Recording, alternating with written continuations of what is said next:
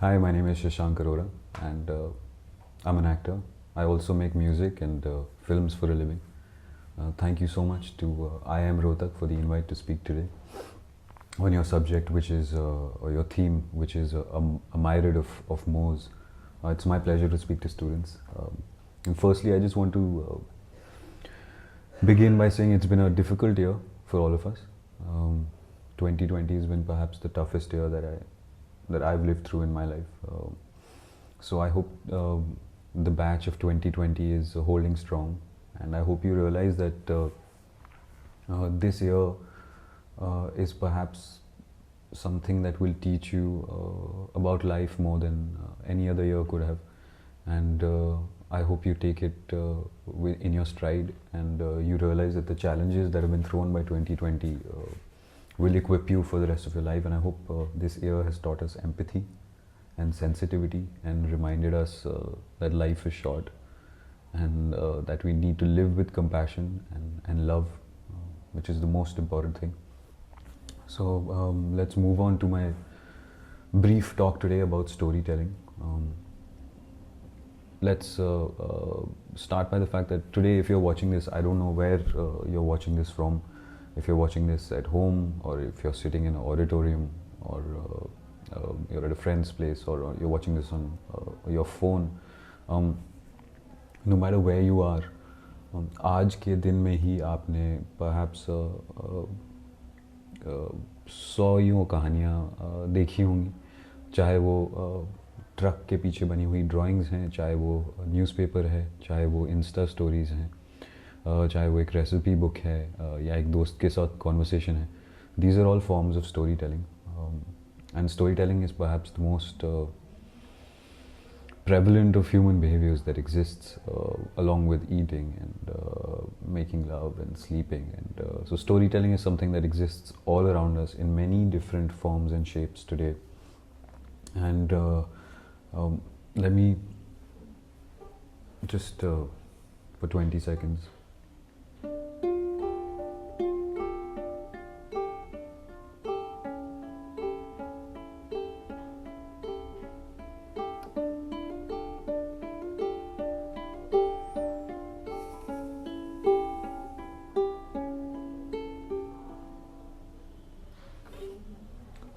जब मैं ये बजा रहा था, आप सबके मन में अलग अलग ख्याल आ रहे होंगे. कोई ये सोच रहा होगा कि ये कब बजाना बंद करेगा, कोई ये सोच रहा होगा कि मैंने सुबह से कुछ खाया नहीं, कोई सोच रहा होगा कि मेरी बॉयफ्रेंड या गर्लफ्रेंड के साथ लड़ाई हुई है मेरी, और वो क्या सोच रहा होगा. So many different thoughts are going through everyone's head while they're listening to this song, while listening to this tune. And all these different thoughts are coming from the people you are.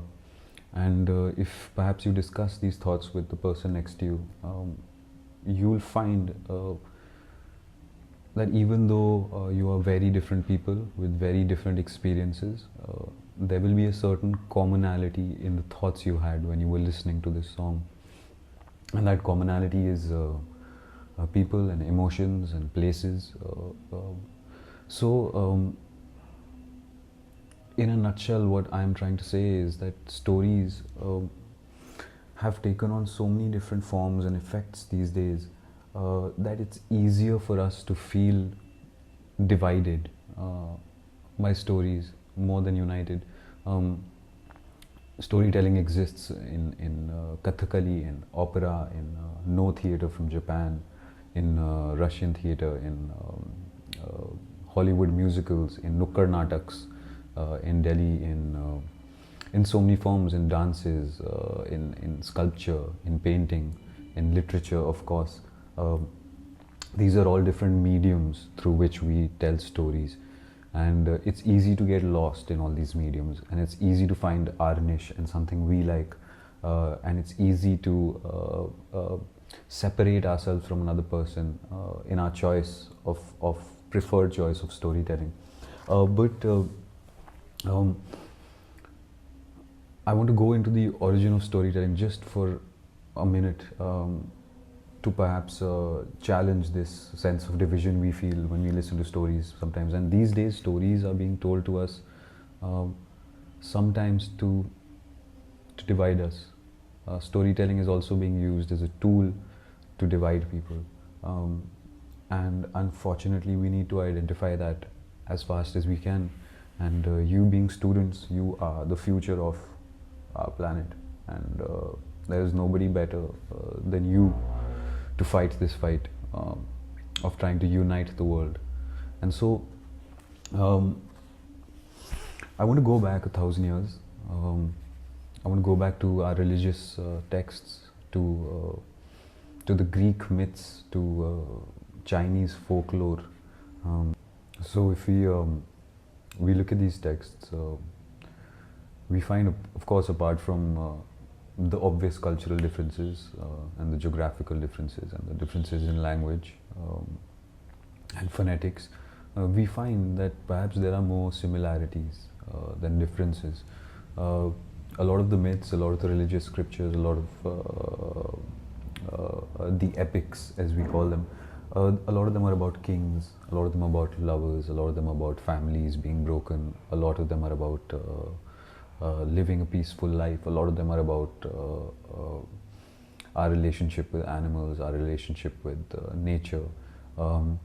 So our stories, in a nutshell, even though they're very different from each other, they do carry the same emotional parameters, because the people who are telling these stories are human beings. And so let's dive a little further back to a few thousand years before these stories came to be, that we call the Greek myths or the Greek tragedies or the Chinese folklore. Let's go back many thousands of years before that.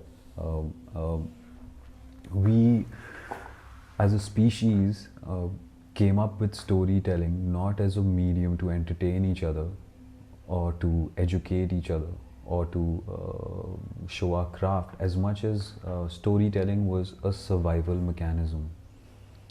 So imagine with me if, let's go back 40,000 years ago, and we're living in a cave, we're all together in one cave, and two people from our cave go to collect fruits, and only one comes back to the cave later at night.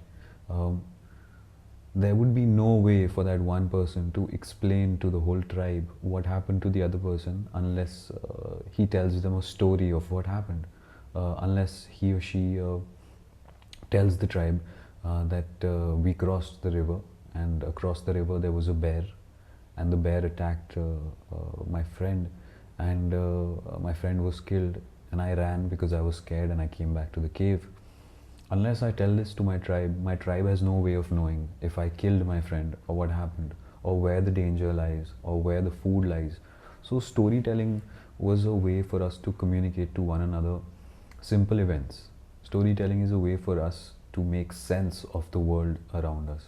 And I find comfort in the fact that this gives us a common origin to storytelling around the world.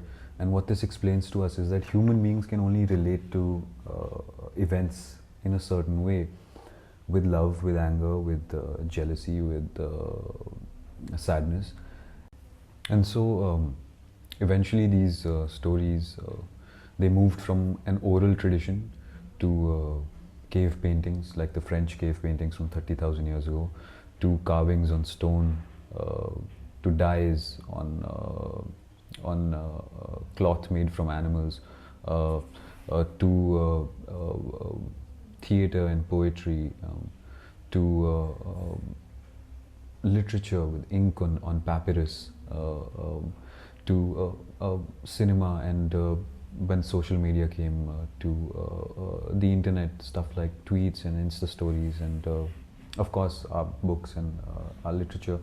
So even though storytelling took on so many different forms and mediums along this many thousand year old journey, it's easy for us to feel segregated by the stories and the storytelling themselves. It's easy for us to find differences within one another, but it's very important for us to know why we started telling stories. And why we started telling stories was to understand one another. And that should highlight to us the fact that we are not very different from one another. Our stories are always about the same things, irrespective of where we are from. If you're a kid born in Russia and you watch a Bollywood film on mute, it still affects you. It still affects your feelings. If you're from India and you watch an American a Hollywood film tomorrow, you still relate to that. Or if you read a piece of poetry written by an Australian author, that poetry still affects you. Or if you watch a dance from Latin America, like this, like the salsa, that dance still affects you. You still feel moved. So it's very important for us to realize as people that we are not very different from one another, even though we come in many different shapes, forms, sizes, and colors. Storytelling itself is proof of the fact that human beings originated in a common circumstance, that human beings go through very similar mindsets, that human beings experience very similar feelings.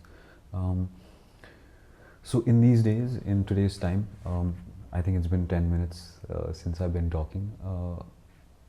I just want to highlight the fact that no matter where you're from, no matter who you are and what your name is and what your parents do or what you like and what you don't like, you and the person in front of you share much more in common than you can anticipate. And I think that is something we as human beings need to carry with us for the rest of our lives. And that for us solves many a conundrum. And that solves for us many a moral problem. And storytelling is, the origin of storytelling is a subject that experts are very divided on. Because like the origin of language, it requires a very layered approach. But what we do know, like I told you, is that we perhaps share a common origin. And I hope those commonalities, they affect us much more than our differences. And I hope we respect our differences and acknowledge our commonalities. And I hope we can make this a better world.